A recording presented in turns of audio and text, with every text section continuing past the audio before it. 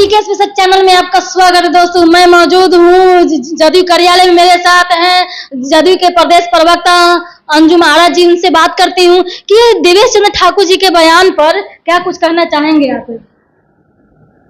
माननीय सांसद हमारे आदरणीय देवेश चंद्र ठाकुर जी का जो बयान है, मुझे लगता है कि कहीं से भी उसको पॉलिटिकल एंगल देना उचित नहीं है। उनके जो भी बयान रहे हैं वो बहुत ही एक इमोशनल, उनके स्टेटमेंट को एक इमोशनल स्टेटमेंट के तौर पे देखा जाना चाहिए। उन्होंने अपने जब उन्होंने संबोधन किया था लोगों के बीच में तो कहा था कि मैं 20-25 वर्षों से तमाम पिछड़े वर्गों के लिए, शोषित वंचित तबकों के लिए उन्होंने एमवाई को लेकर। हाँ ठीक है, ये भी पिछड़े तबकों के ही आते हैं, उनके लिए मैंने काम किया है।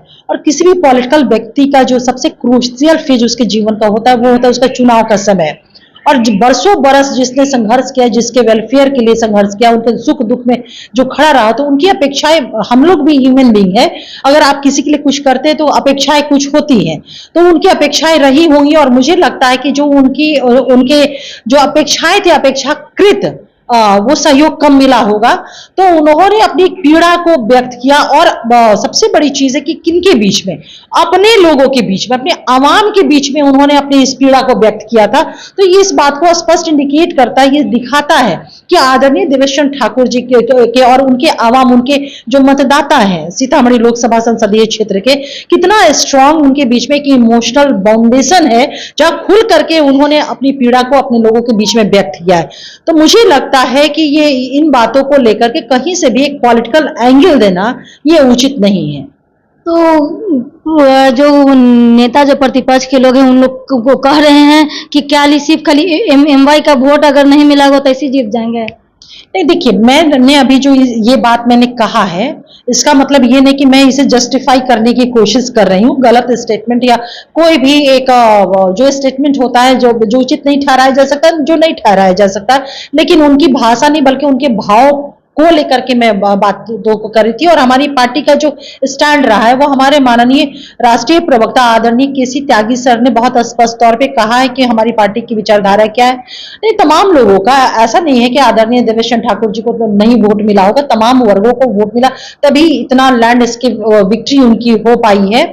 तो वो उन सारी चीजों को उन्होंने क्या किया, मैं व्यक्तिगत काम नहीं, उन्होंने ये नहीं कहा कि जो सार्वजनिक काम है उसको मैं नहीं करूंगा, और कोई ऐसा कह भी नहीं सकता है। बहुत अनुभवी नेता है हमारी पार्टी के, बहुत ही सेंसिटिव व्यक्ति हैं इंडिविजुअल कैपेसिटी में। तो ये सारी चीजें हैं।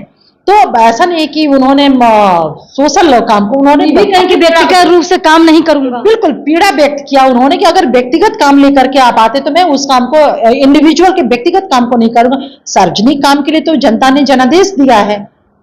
ये देखिए आगे क्या होता है दोस्तों कि ये जनादेश को लेकर के कि आगे करेंगे, यानी कि व्यक्तिगत रूप से काम नहीं करेंगे। जो उनका जो प्रधानमंत्री का जो सारा चीज योजना है तो सब तो काम तो होगा ही होगा। इस पर ज्यादा टिप्पणियां, इसको बढ़ावा देने की ज्यादा कोई जरूरत नहीं है। ये जो जैसे मैम ने कहा इमोशनल, भावनात्मक जो है वो मतलब कि व्यक्त किया है, पीड़ा जो है अपने व्यक्त किया है।